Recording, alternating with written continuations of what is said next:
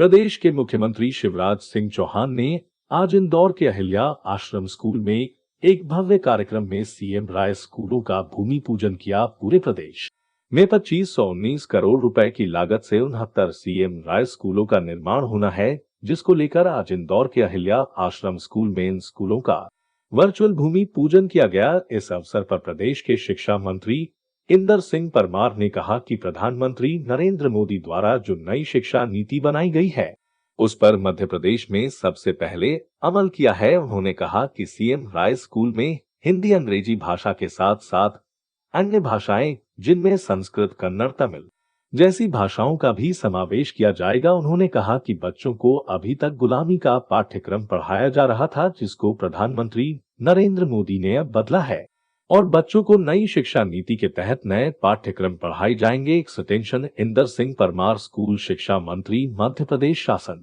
इस अवसर पर प्रदेश के मुख्यमंत्री शिवराज सिंह चौहान ने कहा कि इन सीएम राय स्कूलों में अत्याधुनिक सुविधाएं मौजूद रहेंगी, जिसमें स्मार्ट क्लासें, बच्चों के लिए सुसज्जित लाइब्रेरी, खेल के मैदान और अत्याधुनिक प्रयोगशाला मौजूद रहेंगी। उन्होंने इस अवसर पर बच्चों से आह्वान किया कि उच्च शिक्षा के लिए यदि बच्चों को किसी भी प्रकार की दिक्कत आती है तो मध्य प्रदेश सरकार उनकी आर्थिक समस्याओं का समाधान करेगी। जो बच्चे मेधावी हैं, उन्हें पढ़ने में मध्य प्रदेश सरकार लगातार मदद करेगी। उन्होंने शिक्षकों से भी आह्वान किया है कि आप बच्चों के भविष्य निर्माता हैं और आप नए भारत के निर्माता भी हैं।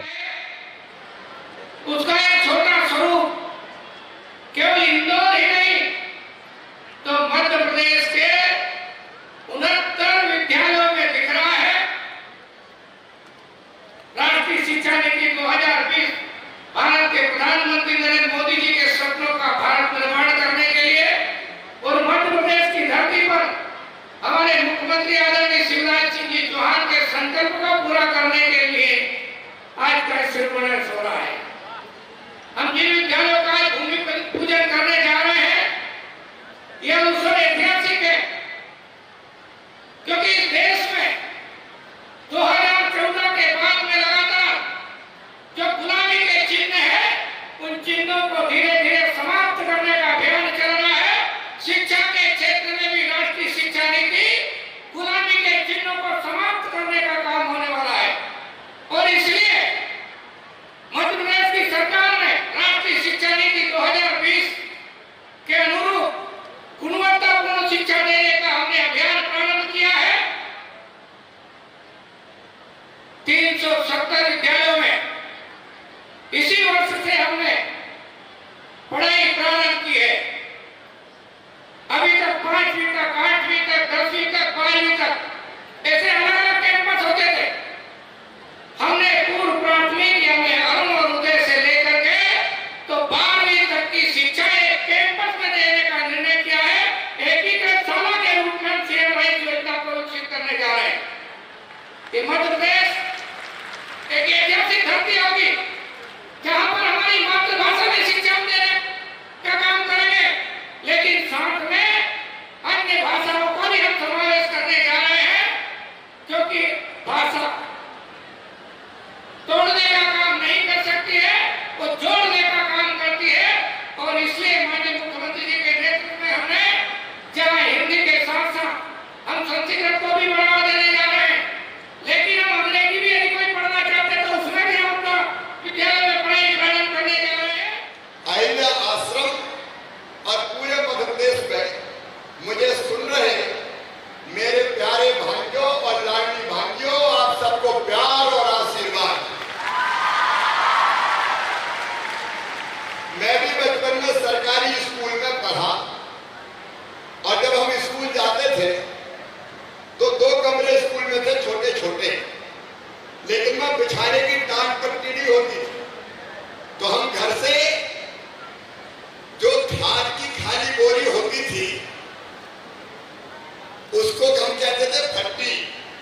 वो फट्टी एक तरफ दबाते थे और दूसरी तरफ झोला पकड़ते थे और अपनी अपनी फट्टी लेके स्कूल में पढ़ने जाते थे।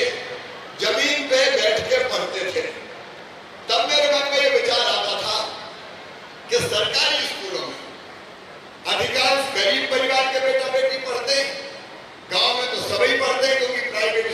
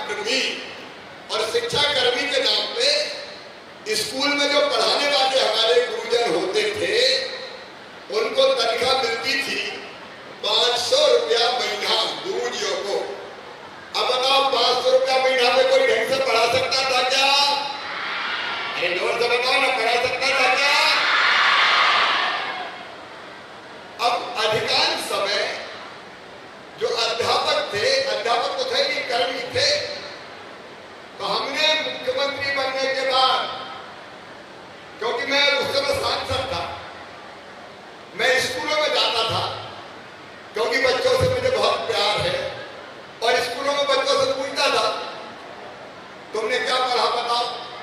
तो एक दिन गांव के एक स्कूल में मैं गया और मैंने एक सवाल पूछा कि बच्चों बताओ गंगा जी कहां से निकली।